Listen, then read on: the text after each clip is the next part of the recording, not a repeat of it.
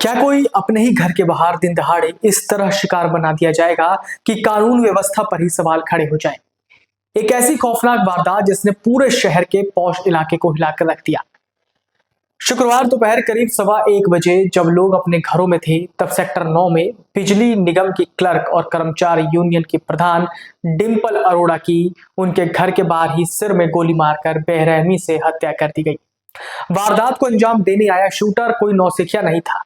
वो करीब 1 घंटे से इलाके में रेकी कर रहा था और जैसे ही डिंपल अरोड़ा दफ्तर से खाना खाने घर पहुंची, महज कुछ ही सेकंड के भीतर खेल खत्म कर दिया गया। ये पूरी रूह कपा देने वाली वारदात पास ही लगे एक सीसीटीवी कैमरे में कैद हो गई। आखिर कौन था वो हेलमेट पहने कातिल और क्यों पौष इलाके में इस तरह दिन दहाड़े इस वारदात को अंजाम दिया गया? आइए आपको बताते हैं इस हत्याकांड की पूरी इनसाइड स्टोरी। करनाल शहर के पौष एरिया सेक्टर 9 में शुक्रवार दोपहर करीब 1:15 बजे दिन दहाड़े बिजली निगम की क्लर्क और कर्मचारी यूनियन की प्रधान डिंपल अरोड़ा की उनके घर के बाहरी सिर में गोली मारकर हत्या कर दी गई। वारदात को एक हेलमेट पहने युवक ने अंजाम दिया जो काफी देर से इलाके में रेकी कर रहा था। पूरी घटना पास लगे सीसीटीवी कैमरे में कैद हो गई। घटना की सूचना मिलते ही पुलिस विभाग में हड़कंप मच गया। पुलिस अधीक्षक नरेंद्र बिजारनिया समेत कई वरिष्ठ अधिकारी मौके पर पहुंचे और घटनास्थल का निरीक्षण किया। एफएसएल टीम ने भी मौके से साक्ष्य जुटाए। जानकारी के मुताबिक डिंपल अरोड़ा शुक्रवार दोपहर करीब 1 बजे अपने कार्यालय से खाना खाने के लिए घर पहुंची थी। वो घर के बाहर स्कूटी रोककर उसे लॉक कर रही थी। इसी दौरान एक युवक बाइक पर वहां पहुंचा। उसने हेलमेट पहन रखा था और हाथ में कपड़े के पीछे पिस्टल छिपाई हुई थी। आरोपी सीधे डिंपल के पास पहुंचा और सिर से सटाकर गोली मार दी। गोली लगते ही डिंपल वहीं जमीन पर गिर पड़ी और आरोपी बाइक पर फरार हो गया। घटना के बाद आसपास के लोग मौके पर पहुंचे।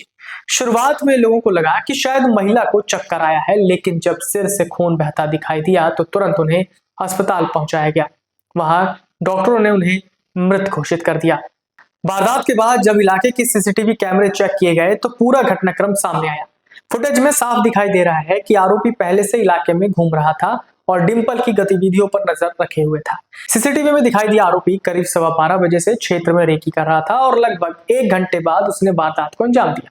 इसके बाद करीब 55 सेकंड के सीसीटीवी वीडियो में दिख रहा है कि दोपहर 1:11 पर डिंपल स्कूटी से घर पहुंचती है। कुछ दूरी पर आरोपी बाइक लेकर खड़ा हो जाता है। जैसे ही डिंपल स्कूटी लॉक करने लगती है, आरोपी तेजी से उसके पास पहुंचता है और बेहद करीब जाकर पीछे से डिंपल के सिर में गोली मार देता है। वारदात के बाद वो दौड़कर बाइक पर बैठता है और फरार हो जाता है। डिंपल अरोड़ा बिजली निगम में क्लर्क के पद पर कार्यरत थी और कर्मचारी यूनियन की प्रधान होने के कारण कर्मचारियों के बीच काफी सक्रिय मानी जाती थी।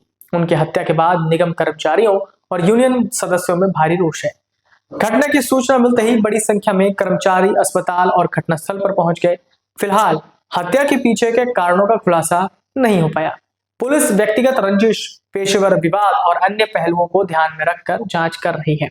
आसपास के सीसीटीवी फुटेज खंगाले जा रहे हैं और आरोपी की पहचान के प्रयास किए जा रहे हैं। पुलिस अधिकारियों का कहना है कि जल्द ही आरोपी को गिरफ्तार कर लिया जाएगा। डिंपल अरोड़ा की इस तरह अचानक और बेरहमी से हुई हत्या ने न सिर्फ उनके परिवार को तोड़ दिया, बल्कि बिजली निगम के कर्मचारियों और यूनियन सदस्यों में भी भारी रोष पैदा कर दिया। सवाल यह उठता है कि क्या अब शहर के पौष इलाके भी सुरक्षित नहीं है, जहां कोई अपराधी 1 घंटे तक खुलेआम रेकी करता है और वारदात को अंजाम देकर आसानी से फरार हो जाता है।